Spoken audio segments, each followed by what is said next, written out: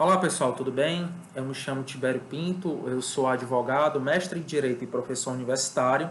E nesse vídeo de hoje eu vou estar fazendo aqui alguns breves comentários sobre uma decisão recente do STF que derrubou a súmula 450 do TST, que essa súmula do TST previa a punição, né, ao empregador no caso de pagamento, né, de férias, das férias pagas em atraso, tá? Essa decisão do STF foi bem recente, agora na semana passada, no dia 8 de agosto, né, no qual o plenário do Supremo Tribunal Federal, né, declarou inconstitucional por 7 votos a 3 essa súmula 450 do TST. Né? Essa súmula do TST, pessoal, ela determinava o pagamento em dobro da remuneração de férias, se essas no caso da remuneração de férias ser paga em atraso, né? E essa súmula do TST também previa que não só as férias, a remuneração normal, mas também o terço de férias deveria ser pago em dobro. Então, essa súmula 450 do TST foi declarada inconstitucional, ou seja, foi afastada e por isso passou a não ter mais efeitos, tá?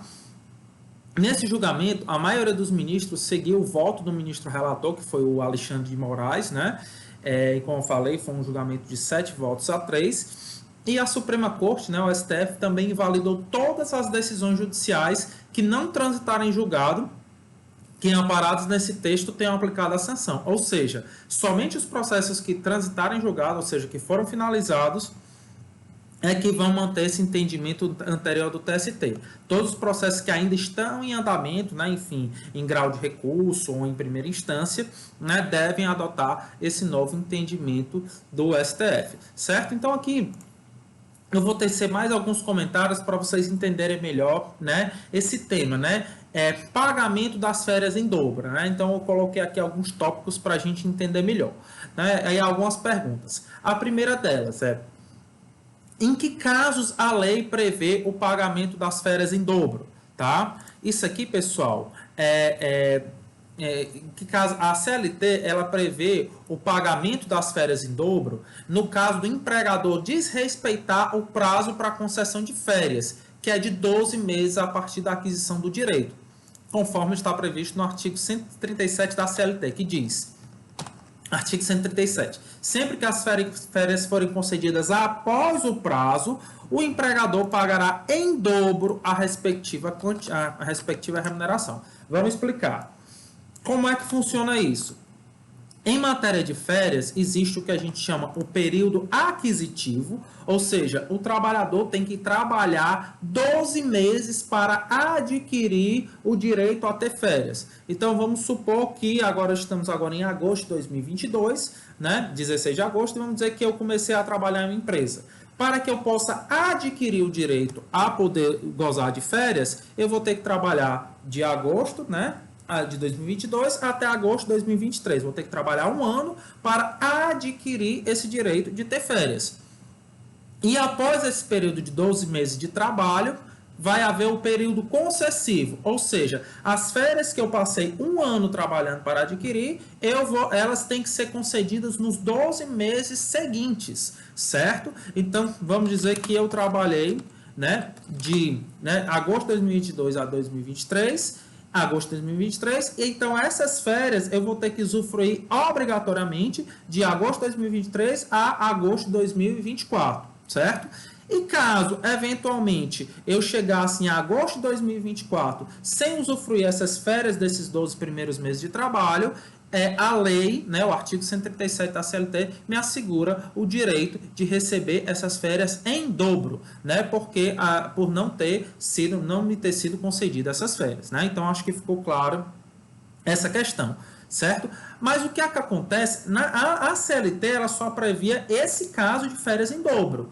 Só que o TST, que é o Tribunal Superior do Trabalho, ele tinha editado a súmula 450, que ele ampliava essa hipótese de pagamento de férias em dobro para outros casos que não havia previsão legal, né? E o que é que ele dizia? O que é que dizia a súmula 450? Dizia que é devido o pagamento em dobro da remuneração de férias, incluído o terço constitucional, né, o terço de férias, que vocês sabem que a remuneração de férias é a remuneração normal do trabalhador mais um terço, né? Então, o valor normal mais um terço, né, que é o terço de férias. Então, a súmula dizia que é devido ao pagamento em dobro da remuneração de férias, com base no artigo 137, quando, ainda que gozadas na época própria, o empregador tenha descumprido o prazo previsto no artigo 145, certo? E o que é isso? O artigo 145 diz que o pagamento da remuneração de férias será efetuado até 2 dias antes do início do respectivo período. Resumindo a questão, a lei só previa, a CLT só previa o pagamento em dobro das férias no caso delas não serem concedidas, após o prazo, e o TST tinha criado uma nova hipótese de pagamento em dobro das férias, no caso de que, mesmo que elas tivessem sido gozadas na época própria, elas tivessem sido pagas em atraso, tá? E essa era o que previa a súmula 450 do TST, certo? E o entendimento do Supremo Tribunal Federal, né, seguindo o voto do Alexandre de Moraes, ministro relator, foi que o TST e os tribunais trabalhistas teriam violado os princípios da legalidade e da separação dos poderes. Por quê? O princípio da legalidade, ele entendeu ter sido violado pelo fato de que não havia uma previsão legal para pagamento de férias em dobro em função do mero atraso no pagamento. A CLT não previa e, de fato, não prevê. Então, por isso que ele entendeu que houve uma violação ao princípio da legalidade. O que é o princípio da legalidade? Só se pode estabelecer uma punição, né, ou então uma penalidade ao empregador, a quem quer que seja, com base se houver uma lei expressa. E, de fato, não havia e não há uma lei expressa nesse sentido. E também se alegava uma violação ao princípio da separação dos poderes. Por quê? Porque somente o Poder Legislativo poderia estabelecer uma nova penalidade, né? E o Poder Judiciário não poderia legislar em substituição ao Poder Legislativo, certo? Então, esses foram os dois argumentos que o STF utilizou, né? Princípio da legalidade e separação dos poderes para afastar, para declarar inconstitucional a súmula 450 do TST, tá? Mas para a gente entender melhor, o TST, aí vocês podem perguntar, mas Tibério, se não havia uma lei especificamente falando sobre isso, a CLT não previa, por que o TST adotou esse entendimento? O TST ele adotava esse entendimento com base no que a gente chama de analogia, ou seja, analogia no direito é quando não existe uma norma expressa aplicável a um caso, e o juiz ou o tribunal ele pega emprestado uma outra norma que se aplica a um caso parecido e usa nesse caso. Então, era o que o TST fazia nesse caso. Não havia uma norma específica que previsse o pagamento de férias em dobro no caso de atraso no pagamento das férias. Mas ele pegou uma norma que se aplicava a um caso parecido, ou seja, no caso de não concessão, né, de férias, né, as férias não fossem concedidas no período, e aplicou nesse caso de atraso no pagamento. Tá? Então, isso o TST utilizou o que a gente chama de analogia.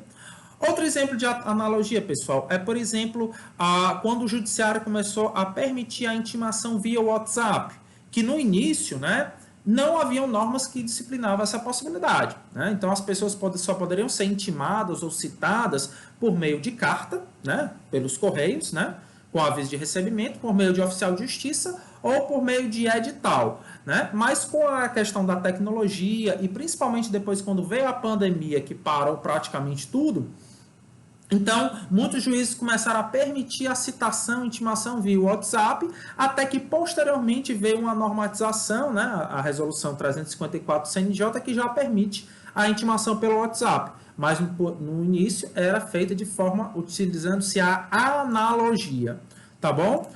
E pessoal, minha opinião sobre essa questão, tá? Eu, como regra, né, eu sou favorável ao direito dos trabalhadores, mas desde que o direito dos trabalhadores tenha um fundamento técnico-jurídico, né? Então, embora normalmente eu seja favorável ao direito dos trabalhadores, eu entendo que o STF adotou, nesse caso especificamente, né, excepcionalmente, na minha opinião, ele adotou um entendimento que eu acho mais correto do ponto técnico-jurídico.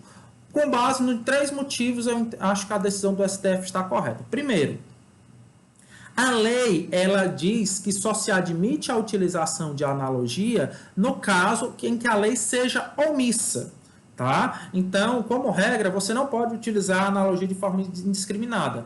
Ela exige que exista uma omissão.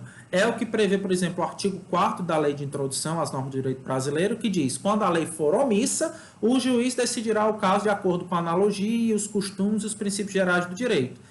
E o próprio artigo 8º da CLT, que diz que as autoridades administrativas e a Justiça do Trabalho, na falta de disposições legais ou contratuais, decidirão, né, por analogia, por equidade e outros princípios e normas gerais. Então, a própria CLT diz que só se admite o uso de analogia no caso de omissão na lei. E aqui, no caso, não havia omissão na lei porque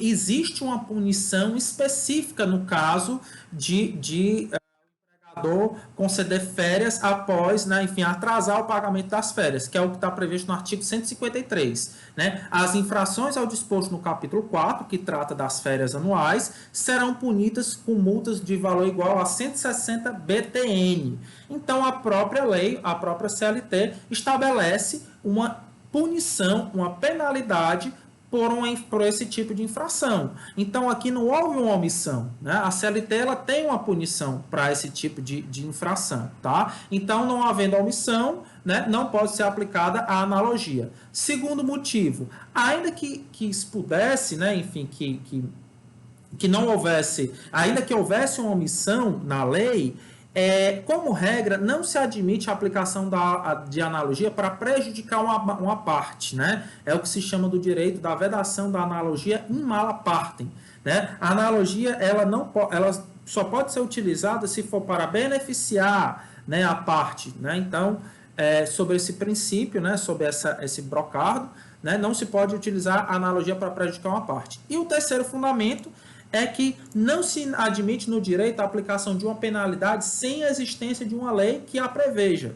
É o que no direito penal se costuma chamar nulla pena sine lege, ou seja, você não pode aplicar uma penalidade, uma pena, uma punição, se não houver uma lei que a preveja. Então, como não havia uma previsão na CLT tratando especificamente, né, da aplicação dessa multa de férias em dobro, no caso de mero atraso no pagamento, né? Então, pelo princípio da legalidade, né, não se admite penalidade sem lei que a preveja.